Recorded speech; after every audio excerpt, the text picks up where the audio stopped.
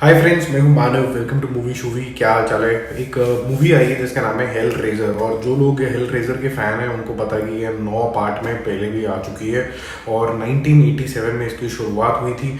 और जिसके अंदर सेनोबाइट्स जो होते हैं वो बड़े ही खतरनाक तरीके के, सेडिस्ट तरीके के सुपर नेचुरल्स हैं जो आपको लेके चले जाएंगे और आपका शरीर कैसे कैसे काट के आपको तड़पाएंगे, वो देखने से बनता है। तो ये स्लैशर तो नहीं है एग्जैक्टली, बट ये पेनफुली गोर तरीके की हॉरिफाइंग टेल जरूर बन जाती है।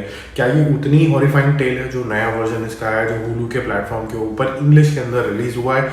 ये आप के साथ आज डिस्कस करेंगे। हालांकि अगर आपको ओरिजिनल पार्ट देखना है या फिर कुछ सीन्स देखने हैं तो just to get a flavour of what you are getting into, तो आप यूट्यूब के ऊपर जाके भी सर्च कर सकते हैं, जिसके अंदर आपको एक सीरियस टॉर्चर और साथ ही साथ में the whole suspense behind the cenobites वो आपको देखने को मिलेगा। साथ ही साथ में जो इनके लीडर हैं उनके बारे में भी आपको ठीक ठाक सा पता चलेगा, जिसको पिन हेड बोला जाता है और यहाँ पर उसको प्रीस्ट बोला जा रहा है। तो स्टोरी कुछ इस तरीके की है कि एक राइली एक एडिक्शन से दूर भागने की कोशिश कर रही है। उसका एक भाई है मैट और उसका एक बॉयफ्रेंड भी है, और ये जो वो सारे मिल के किसी वजह से एक बॉक्स के पास पहुंच जाते हैं। और ये जो बॉक्स है इसके अंदर एक अजीब सी पजल है। अगर आप उसको सॉल्व कर लेते हैं और आपको कट लग जाता है, एक ब्लेड होता है उसके अंदर, तो सेनोबाइट्स आपके पास आएंगे और आपको ले जाएंगे और फिर आपके साथ जो कुछ भी होगा आप उसके जिम्मेवार खुद होंगे। और सेनोबाइट्स जो कि कुछ सेडिस्ट तरीके का सुपर नेचुरल ग्रुप है, उनका भी मानना है एग्जैक्टली यही है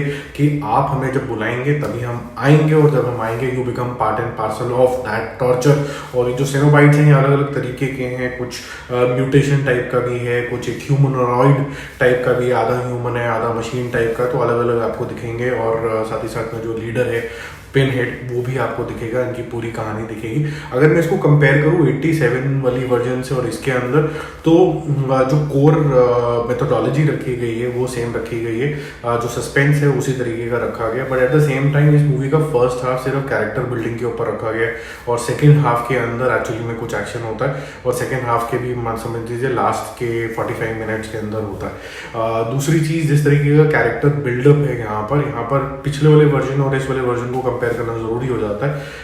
पिछले वाले वर्जन में जिस तरीके से एक फियर क्रिएट हो गया था सुपर नेचुरल एंटिटीज को लेके, यहाँ पर वो सिर्फ जैसे हेल बाउंड के तरीके से लगता है कि वो आएंगे और लेके चले जाएंगे, और अब इनकी जो बैक स्टोरी है, कहानी फॉर एग्जिस्टेंस है, उतने उससे इतना ज़्यादा रिलेट नहीं कर पाते हो। और ये सिर्फ एक गोर और ब्लड वॉयलेंस और ब्रूटैलिटी, कटे फटे शरीर और क्या कुछ वो करते हैं, तो वो सब चीज़ें आपको डिस्टर्बिंग सी लगती हैं। और जो लोगों को इसमें मज़ा आता है वो लोग इसको सेडिस्ट तरीके से थोड़ा सा इंजॉय कर सकते हैं। अदरवाइज इस मूवी के अंदर जो ग्रेविटी होनी चाहिए, जो फियर होना चाहिए, और मेरे ख्याल से जो नोवेलिटी होनी चाहिए, एक न्यूनेस की जो बात होती है, वो थोड़ी सी यहाँ पर लॉस्ट होती हुई मुझे नजर आई, जिसकी वजह से मेरा जो मूवी शूवी स्कोर भी इसके लिए रहेगा वो रहेगा 6 आउट ऑफ 10। जो विजुअल इम्पैक्ट है ऑफ स्किन गेटिंग कट और बहुत सारी और चीज़ें जो आप खुद एक्सप्लोर करोगे, वो बहुत अच्छे तरीके से दिखाई हैं, बहुत रियल दिखाई गई हैं। It is comparable to, I would say, even anything that you see in South Korean series, जिसके अंदर वो भी बिना कोई फिल्टर लगाए कुछ भी कटा फटा दिखा देते हैं। इनफैक्ट किसी का अगर मांस फटा है तो वो हड्डी तक नीचे से दिख रही होती है। सब कुछ उस तरीके का हॉरिफाइंग है। तो बाकी हम जल्दी मिलते हैं और रिव्यूज और अपडेट्स के साथ। बहुत कुछ और रिलीज हुआ है। Stay connected and again saying, if you are new here don't forget to subscribe the channel. Bye bye.